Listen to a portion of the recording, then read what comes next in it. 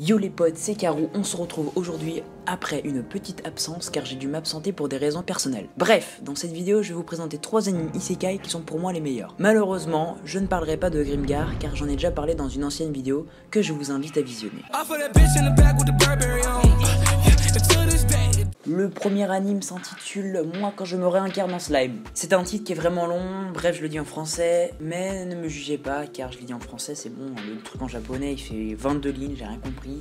Ne me mettez pas un petit retourné claquette dans les dents, t'as capté. Donc dans cet anime nous allons rencontrer Satoru Mikami, 37 ans, c'est un travailleur d'entreprise typique qui se satisfait parfaitement de son mode de vie monotone à Tokyo, à part le fait de ne pas avoir réussi à se clouer avec une petite amie une seule fois tout au long de sa vie. Au milieu d'une rencontre informelle avec son collègue, il est victime d'un agresseur au hasard dans les rues et est poignardé. Cependant, tout en succombant à ses blessures, une voix particulière résonne dans son esprit et récite un tas de commandes que le mourant ne peut pas comprendre. Lorsque Satoru reprend conscience, il découvre qu'il est réincarné dans un slime dans un domaine inconnu. Ce faisant, il acquiert de nouvelles compétences, notamment le pouvoir de dévorer n'importe quoi et d'imiter son apparence et ses capacités. Il tombe ensuite sur le monstre de Storm Dragon Veldora qui avait été scellé pendant les 300 dernières années pour avoir dévasté une ville en cendres. Sympathique à sa situation difficile, Satoru se lie d'amitié avec lui. En retour, Veldora lui accorde le nom de Limu Tempest pour lui accorder une protection divine. Maintenant libéré des banalités de sa vie passée, Limu se lance dans un nouveau voyage avec un objectif distinct en tête. Alors qu'il s'habitue à son nouveau physique, ses bouffonneries gluantes ondulent à travers le monde,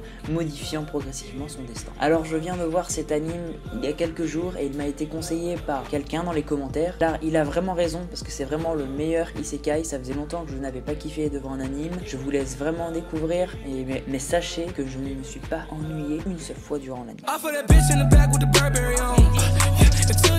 Ensuite, le deuxième anime c'est Overlord. Cet anime est excellent, c'est normal, c'est moi qui vous le propose. Pour moi, cet anime maîtrise quasiment au mieux le genre isekai. A contrario, c'est l'un des seuls où on sait très peu du passé du personnage principal dans le monde réel. La dernière heure populaire du jeu de réalité virtuelle Yggdrasil est arrivée. Cependant, Momonga, un puissant sorcier et maître de la sombre guilde Heinz & Gold, décide de passer ses derniers moments dans le jeu alors que les serveurs commencent à s'éteindre. À sa grande surprise, bien que l'horloge ait sonné minuit, Momonga est toujours aussi conscient que son personnage et de plus, les personnages non-joueurs semblent avoir développé des personnalités bien à eux. Face à cette situation anormale, Momonga commande à ses loyaux serviteurs de l'aider à enquêter et à prendre le contrôle de ce nouveau monde, dans l'espoir de découvrir ce qui a causé ce développement et s'il y a d'autres personnes dans la même situation. Cet anime est sympa, de la première jusqu'à la dernière saison, des combats sympas et fun, encore beaucoup de sympa, on aime les répétitions, un point de vue du héros qui change par rapport à d'habitude, on a affaire là à un héros qui connaît déjà son monde et qui en fait presque partie des meilleurs éléments dès le départ. Merci 1000 fois, on a passé les 130 abonnés, ça fait super plaisir et encore merci de vous abonner car vous êtes encore trop nombreux à regarder mes vidéos sans être abonnés. De plus, si vous voulez discuter anime avec nous ou que vous n'êtes pas d'accord sur certains points, rejoignez notre Discord qui sera en description. Et si c'est un simple commentaire, hein, mettez juste un petit commentaire, ça aide au référencement.